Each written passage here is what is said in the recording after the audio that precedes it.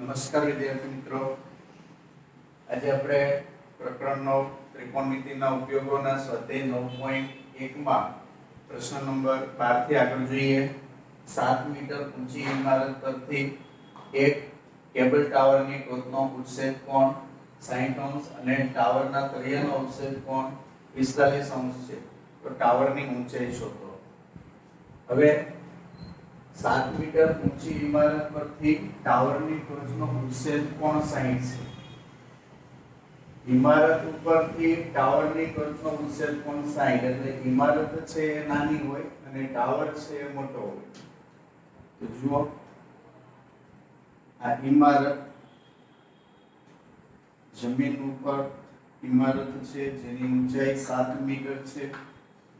સામે એક cable tower છે.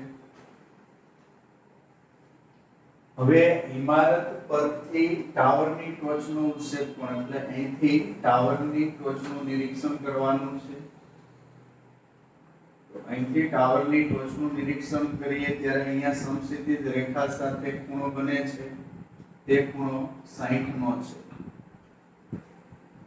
અને ટાવરના તળિયાનો ઉત્સેક કોણ 45 છે. આ જ બિંદુ પરથી ટાવરનું તળિયું જોવામાં આવે છે ત્યારે હવે આમ નીચેની તરફ જોઈએ છીએ ત્યારે આ દ્રષ્ટિકિરણ થાય અને આ સમક્ષિતિજ રેખા ઓલરેડી એની જ રહેશે. તો અહીંયા ખૂણો 45 નો માલુમ પડે છે. તો ટાવરની ઊંચાઈ કેટલી? અહીંથી અહીં સુધી આ ટાવર છે, આ ટાવરની ઊંચાઈ કેટલી? આપણે h મીટર ધારી લઈએ, જે આપણે શોધવાની છે. ટાવરની ઊંચાઈ h મીટર.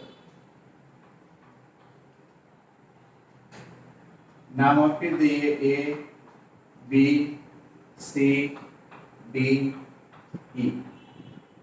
ખૂણો D કાટખૂણો થશે, ખૂણો D કાટખૂણો થશે.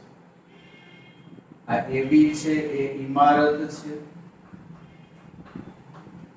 અને EC છે એ કેબલ ટાવર છે. બંને વચ્ચેનું અંતર ખબર નથી કેટલું છે, તો આપણે x મીટર ધારી લઈએ. ઇમારત અને ટાવર વચ્ચેનું અંતર x મીટર, એટલે BC x મીટર થશે. એટલે AD છે એ પણ આપણે x મીટર લેવા પડે. AB 7 મીટર છે તો આ BC છે એ પણ 7 મીટર થશે. 7 મીટર. હવે ટોટલ ઊંચાઈ છે h છે, એમાંથી નીચેની લંબાઈ 7 મીટર બાદ કરો તો ED ની લંબાઈ h - 7 થશે. h - 7 metre. ત્યાર પછી આ અવક્ષેદ કોણ છે, એટલે આવી રીતે યુગ્મ કોણ બને અને યુગ્મ કોણ સમાંતર રેખાઓથી બનતા હોય ત્યારે સમાન હોય, એટલે આ ખૂણાનું માપ 45 આવશે. વિગત નોંધીએ તો AB બરાબર ઇમારતની ઊંચાઈ, તો ઇમારતની ઊંચાઈ બરાબર 7 મીટર. પછી EC, તો EC બરાબર ટાવરની ઊંચાઈ. ટાવરની ઊંચાઈ શોધવાની છે, આપણે h મીટર ધારી છે. ત્યાં પ્રશ્નાર્થ કરી. હવે એ બિંદુમાંથી EC ઉપર આ લંબ દોરેલો છે એમ કહેવાય. એટલે AD ધારો કે AD લંબ EC માટે DC નું માપ છે AB ના માપ જેટલું થશે. AB નું માપ 7 મીટર છે, માટે ED નું માપ છે h - 7 મીટર થશે. ત્યાર પછી વિગતમાં લખીએ AD ની લંબાઈ અને BC ની લંબાઈ સમાન છે. આ લંબાઈ છે એ ઇમારત અને ટાવર વચ્ચેનું અંતર છે અને આ અંતર છે x મીટર. ત્યાર પછી ખૂણો લઈએ. EAD ખૂણો છે. ખૂણો EAD બરાબર ઇમારતની ટોચ ઉપરથી ટાવરની ટોચનો ઉત્સેક કોણ ઇમારત પરથી ટાવરની ટોચનો ઉચ્છેદ કોણ, અને આ ઉચ્છેદ કોણ છે 60 અંશ.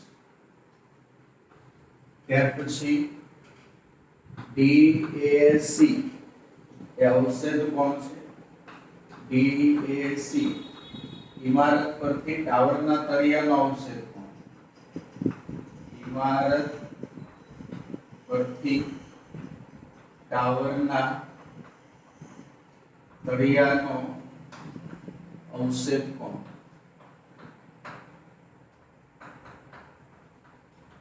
અને 45 અંશ છે. અને યુગ્મ કોણ છે ACB, જે DAC ના માપ જેટલો થાય, અને એનું માપ 45 થશે. હવે વારાફરતી બે કાટકોણ ત્રિકોણ લઈએ તો ABC છે, જેમાં ખૂણો B કાટખૂણો છે. ત્રિકોણ ABC માં ખૂણો B કાટખૂણો છે. ત્રિકોણ ABC માં 45 નો ખૂણો છે એટલે tan 45 લઈએ તો tan 45 બરાબર 45 ના ખૂણાની સામેની બાજુ છેદમાં પાસેની બાજુ AB ના છેદમાં BC. AB ની કિંમત 7 મીટર, BC ની કિંમત x મીટર. 7 ના છેદમાં x, tan 45 ની કિંમત 1, x નો 1 સાથે ગુણાકાર x થાય, x બરાબર 7. 7 મીટર આ x નું માપ મળ્યું. હવે બીજો કાટકોણ ત્રિકોણ લઈએ તો ADE આ પણ કાટકોણ ત્રિકોણ છે. EDA ત્રિકોણ EDA માં ખૂણો D કાટખૂણો છે. એમાં 60 નો ખૂણો છે એટલે tan 60. 60 ના ખૂણાની સામેની બાજુ એટલે ED આવશે, છેદમાં પાસેની બાજુ એટલે AD આવશે. કોષ્ટકમાં tan 60 ની કિંમત જુઓ, વર્ગમૂળમાં 3 છે, છેદમાં કંઈ નહીં એટલે 1. ED તો ED એટલે h - 7 અને AD તો AD ની લંબાઈ x થશે. હવે આપણને x ની કિંમત મળી ગઈ છે તો એ મૂકી દઈએ. h - 7 અને x ની કિંમત 7 મૂકીએ. x બરાબર 7 મીટર મૂકતા ચોકડી ગુણાકાર કરો તો 7 અને √3 એનો ગુણાકાર, 1 અને h - 7 એનો ગુણાકાર. તો h - 7 1 નો ગુણાકાર પહેલા લખો, અને √7 √3 અને 7 નો ગુણાકાર પછી લખો.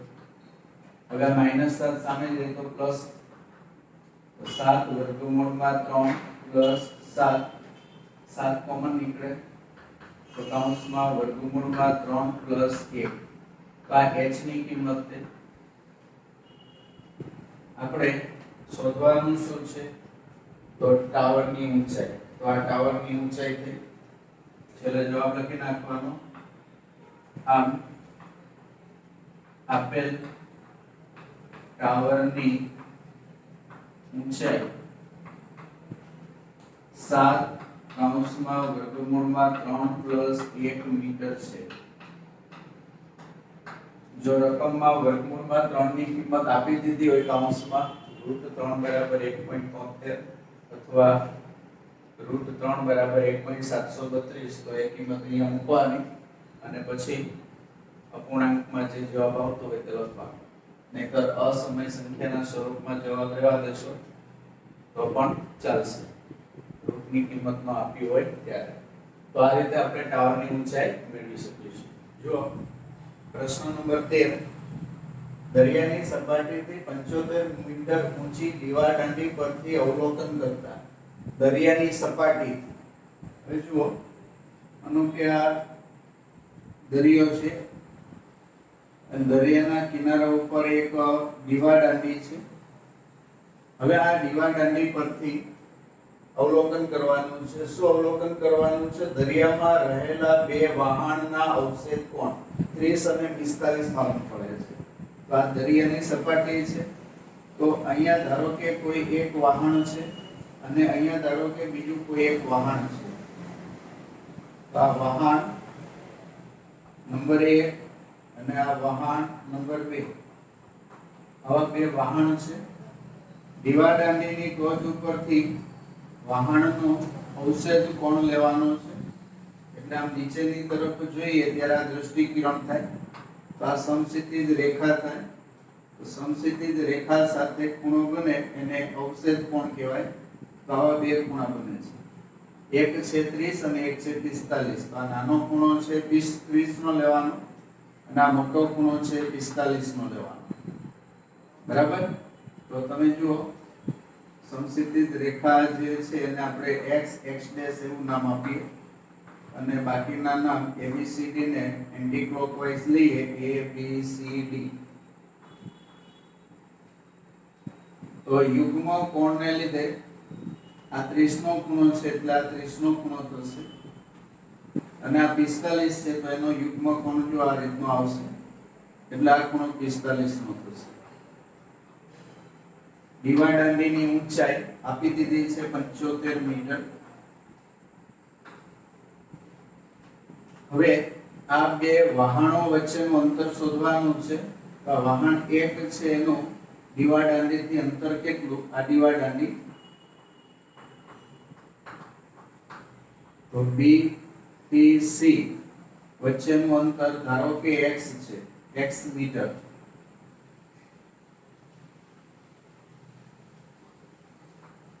અને બીજા વહાણનું દીવા દાંડીથી અંતર છે y મીટર છે એવું ધારી લઈએ. આ y મીટર. તો આ અંતરમાંથી આ અંતર બાદ કરીએ તો આ બંને વહાણ વચ્ચેનું અંતર એટલે કે CD ની લંબાઈ આપણને મળી જશે. તો જુઓ સૌથી પહેલા AB, તો AB બરાબર દીવા દાંડીની ઊંચાઈ અને આ ઊંચાઈ આપી છે 75 મીટર. ત્યાર પછી BC ની લંબાઈ, તો BC શું છે? તો દીવા દાંડી ના પાયાથી નજીકના વહાણનું અંતર. દીવા દાંડીના પાયાથી નજીકના વહાણનું અંતર. તો આ અંતર x મીટર આપણે ધારેલું છે. અને પછી BD, BD એ થશે દીવા દાંડીથી દૂરના વહાણનું અંતર. દીવા દાંડીના પાયાથી દૂરના વહાણનું અંતર અને આ અંતર છે y મીટર. આપણે શોધવાનું છે CD. તો CD એ બંને વહાણો વચ્ચેનું અંતર છે અને આ અંતર આપણે મેળવવું હોય તો y માંથી x બાદ કરવાનું એટલે આ અંતર મળી જશે. ત્યાર પછી ખૂણો જુઓ XAC. તો એ નજીકના વહાણનો અવશેષ કોણ. ખૂણો XAC દીવા દાંડી પરથી નજીકના વહાણનો અવશેષ કોણ અને એ અવશેષ કોણ છે 45 અંશ.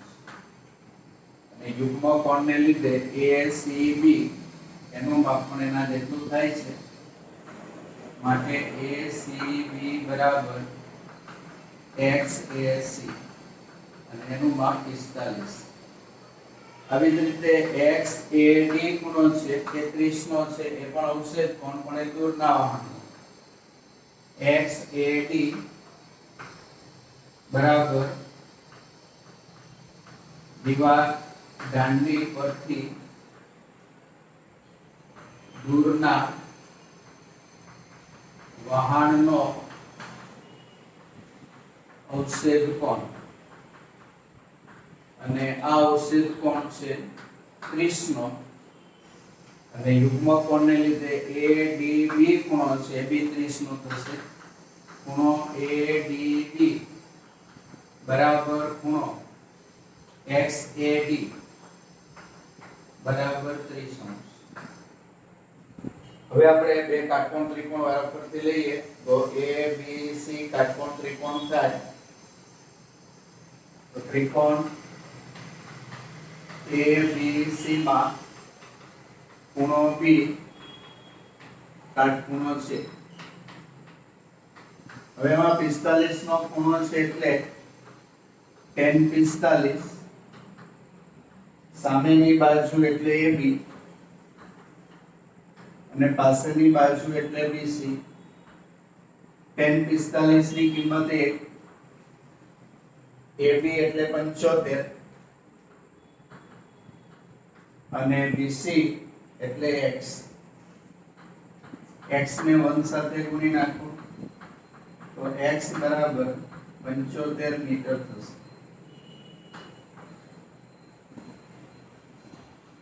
હવે બીજો કાટકોણ ત્રિકોણ લઈએ ABD. તો ત્રિકોણ ABD માં ખૂણો B કાટખૂણો છે. હવે આ કાટકોણ ત્રિકોણની અંદર લઘુકોણ પૈકીના એક લઘુકોણનું માપ 30 છે, તો 30 ના સામેની બાજુ AB અને પાછળની બાજુ BD એટલે AB ના છેદમાં BD tan 30 બરાબર લખાય. તો tan 30 અંશ બરાબર AB છેદમાં BD. AB તો AB એટલે 75, BD તો BD એટલે y, અને tan 30 એટલે 1 ના છેદમાં વર્ગમૂળમાં 3. તો y અને 1 નો ગુણાકાર y થાય, વર્ગમૂળમાં 3 અને 75 નો ગુણાકાર 75 વર્ગમૂળમાં 3 થાય. તો y પણ આપણને મળી ગયા. હવે આપણને બંને વાહનો વચ્ચેનું અંતર શોધવું છે. તો બંને વાહનો વચ્ચેનું અંતર,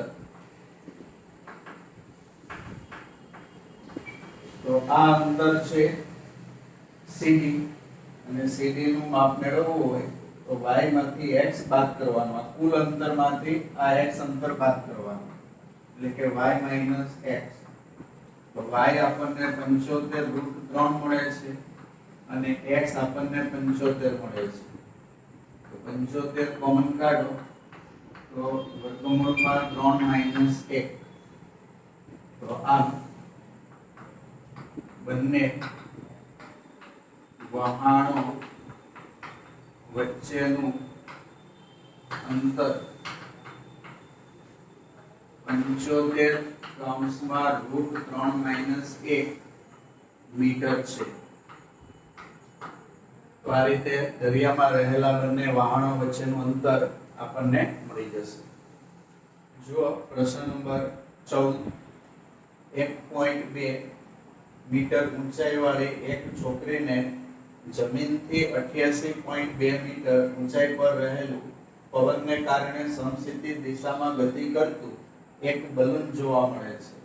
કોઈ એક સમયે છોકરીને તેના ઉત્ક્ષેપ કોણનું માપ 60 અંશ મળે છે. થોડા સમય બાદ બલૂનના ઉત્ક્ષેપ કોણનું માપ 30 અંશ થાય છે. તો આ સમય દરમિયાન બલૂને કાપેલું અંતર શોધો. તો ધ્યાન આપો, આ સમક્ષિતિજ જમીન અને આ જમીન ઉપર આ એક છોકરી કે જેની ઊંચાઈ 1.2 મીટર છે. હવે આ છોકરીને અહીંયા આકાશમાં ઉડતું એક બલૂન જોવા મળે છે. આ બલૂન છે સમક્ષિતિજ દિશામાં પવનને કારણે ગતિ કરે છે એટલે એક સમયે અહીંયા છે થોડા સમય પછી ધારો કે અહીંયા પહોંચે છે સમક્ષિતિજ દિશામાં ક્રોસમાં ઉપર ન જતું નીચે ન જતું સમક્ષિતિજ દિશામાં જાય છે હવે એક સમયે છોકરીને આ બલૂન છે એનો ઉચ્છેદ કોણ 30 નો જોવા મળે છે ઉચ્છેદ કોણ 60 નો જોવા મળે છે એટલે અહીંયા સમક્ષિતિજ રેખા જે બને આ રેખા સાથે બનાવેલો ખૂણો એ 60 નો છે હવે બલૂન તો સમક્ષિતિજ દિશામાં ગતિ કરતો આગળ વધે છે એટલે જ્યારે અહીંયા પહોંચે છે ત્યારે આ જગ્યા પરથી આ છોકરીને આ સ્થાન પર રહેલા બલૂનનો ઉચ્છેદ કોણ 30 નો માલુમ પડે છે એટલે આ ખૂણો છે એ 30 નો લેવાનો છે જ્યારે અહીંયા હોય છે ત્યારે બલૂનનો ઉચ્છેદ કોણ 60 નો અને જ્યારે એનું સ્થાન બદલાય છે અહીંયા પહોંચે છે ત્યારે એનો ઉચ્છેદ કોણ 30 નો માલુમ પડે છે બલૂનની જમીનથી ઊંચાઈ આપી છે આ એની જમીનથી ઊંચાઈ છે 88.2 મીટર એટલે આ ઊંચાઈ પણ એટલી જ રહેશે 88.2 મીટર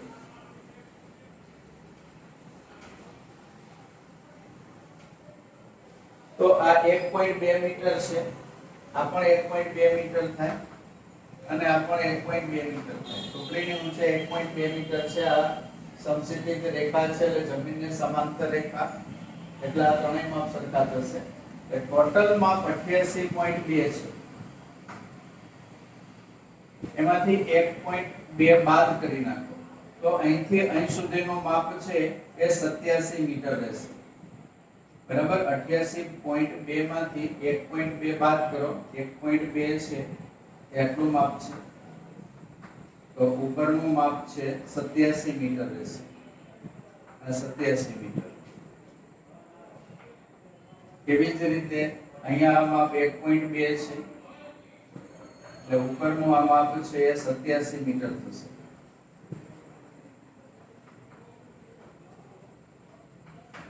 બરાબર ટોટલ અહીંથી અહીં સુધી લઈએ તો 88.2 મીટર ટોટલ 88.2 મીટર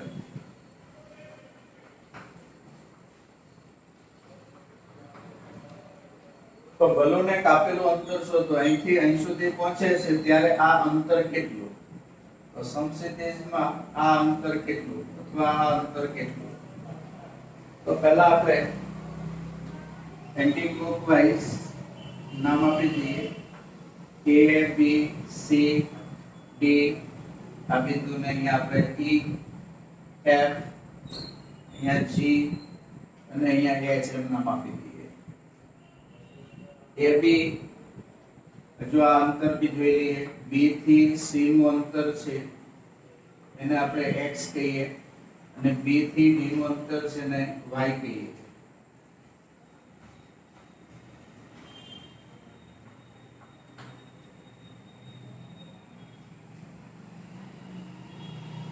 બલૂન અહીંયા છે પણ આ એનું સમક્ષિતિજ અંતર થાય બલૂનનો સમક્ષિતિજ અંતર છોકરી ઊભી છે ત્યાંથી બલૂનનું સમક્ષિતિજ અંતર 8 મીટર ધારી લઈએ અને બીજો સ્થાન બલૂનનું જ્યાં આવે છે તેનું જમીન પરનું સમક્ષિતિજ અંતર y મીટર તો y માંથી x બાદ કરો તો આ CD નું માપ મળે CD નું માપ થાય એટલું HE નું માપ થાય અને એટલું જ માપ GF નું મળે GF એટલે G થી F સુધી પહોંચતા લાગતો સમય છે અંતર આપણને શોધવાનું કીધું છે તો જુઓ સૌથી પહેલા AB એનો ઉલ્લેખ કરીએ તો AB બરાબર છોકરીની ઊંચાઈ તો છોકરીની ઊંચાઈ છે 1.2 મીટર ત્યાર પછી GC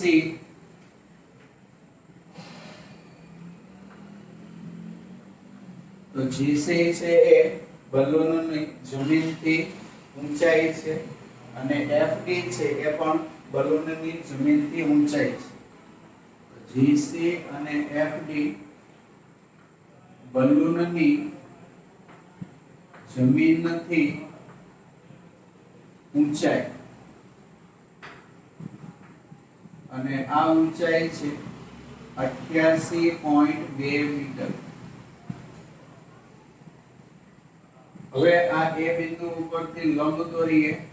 AH GC ઉપર લંબ અને AE FD ઉપર લંબ. ધારો કે AH GC ઉપર લંબ છે અને AE FD ઉપર લંબ છે. માટે AB નું માપ, HC નું માપ અને ED નું માપ, આ ત્રણેય માપ 1.2 મીટર થાય. માટે GH નું માપ અને FE નું માપ, આ બંને માપ કુલ માપમાંથી 88.2 માંથી 1.2 મીટર બાદ કરો એટલું થાય, એટલે કે 87 મીટર થાય. GH નું માપ અને FE નું માપ, આ બંને માપ 87 મીટર થાય. હવે આપણે AH અથવા તો BC આ ધારી લઈએ. તો BC એ શું છે? બલૂનના પ્રથમ સ્થાનનું ચોકડીથી સમક્ષિતિજ અંતર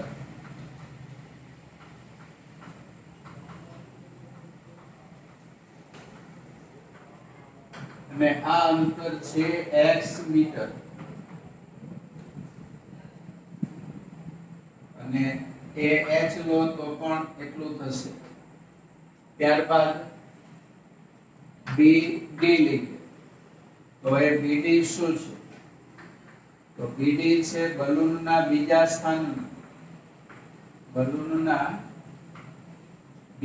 સ્થાનનું ચોકડીથી સમક્ષિતિજ અંતર અને એ અંતર છે y મીટર. BDY એટલે AH છે એ પણ y થશે. AE છે એ પણ y થશે. હવે ખૂણો બતાવીએ. તો GAH ખૂણો છે 60 નો છે. GAH ખૂણો એ શું દર્શાવે છે? તો બલૂનના પ્રથમ સ્થાનનો ઉત્સેદ કોણ. બલૂનના પ્રથમ સ્થાનનો ઉત્સેદ કોણ અને આ ઉત્સેદ કોણ છે એનું માપ છે 60. ત્યાર પછી FAE ખૂણો. FAE ખૂણો તો એ બલૂનના બીજા સ્થાનનો ઉત્સેદ કોણ છે અને એ ઉત્સેદ કોણ છે 30°. હવે આમાં બરાબરથી બે કાટખૂણો ત્રિકોણ લઈએ. AHG છે એ કાટખૂણો થાય અને AEF છે બી કાટખૂણો થાય, એટલે ત્રિકોણ લઈએ GHA. ત્રિકોણ GHA માં ખૂણો H કાટખૂણો છે. માટે એમાં 60 નો ખૂણો છે તો tan 60 લઈશું. સામેની બાજુ GH આવશે અને પાસેની બાજુ AH આવશે. તો GH છે એનું માપ 87 મીટર છે અને AH છે તો એનું માપ BC જેટલું છે. BC નું માપ x છે. tan 60 ની કિંમત કોષ્ટકમાં વર્ગમૂળમાં 3 છે, છેદમાં કંઈ નથી એટલે 1. તો અજ્ઞાત વાળા પદનો ગુણાકાર પહેલા કરીએ તો √3 ગુણ્યા x અને 1 ગુણ્યા 87. તો √3 છેદમાં આવશે. 87 અને 1 નો ગુણાકાર 87 વર્ગમૂળમાં 3 છેદમાં હવે વર્ગમૂળમાં 3 કાઢી નાખવા છે તો સમયકરણ કરવાનું. સમયકરણ કરવા માટે અંશ અને છેદને √3 વડે ગુણી નાખીએ તો ઉપર 87 વર્ગમૂળમાં 3 થાય. વર્ગમૂળમાં 3 અને વર્ગમૂળમાં 3 એનો ગુણાકાર 3 આવે તો 29 તેરી 87 થાય. 29 વર્ગમૂળમાં 3 x બરાબર 29 વર્ગમૂળમાં 3 મીટર છે. હવે આપણે બીજો કાટકોણ ત્રિકોણ લઈએ FEA. FEA માં ખૂણો E કાટખૂણો છે. હવે એમાં 30 નો ખૂણો છે એટલે tan 30. સામેની બાજુ તો FE, પાછળની બાજુ AE. FE છેદમાં AE. FE 87, AE તો AE એટલે y. tan 30 ની કિંમત 1 ના છેદમાં વર્ગમૂળમાં 3. ચોકડી ગુણાકાર કરો તો 1 અને y નો ગુણાકાર y. √3 અને 87 નો ગુણાકાર 87 વર્ગમૂળમાં 3 મીટર. તો આ y ની કિંમત થઈ. હવે આપણે બલૂને કાપેલું અંતર શોધવાનું છે. G થી F નું અંતર એટલે કે CV નું અંતર. તો y માંથી x બાદ કરવાથી મળી જાય. તો બલૂને કાપેલું અંતર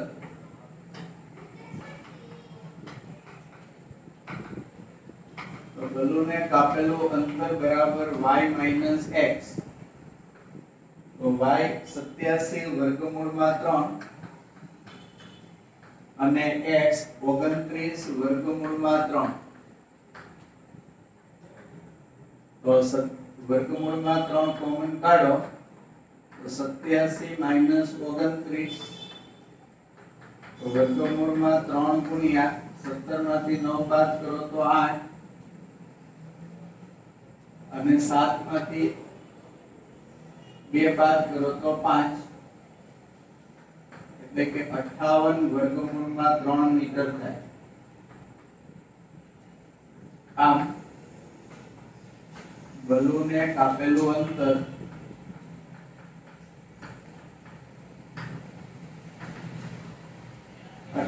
વર્ગમૂળમાં 3 મીટર છે. આ રીતે બલૂને કાપેલું અંતર મળી જશે.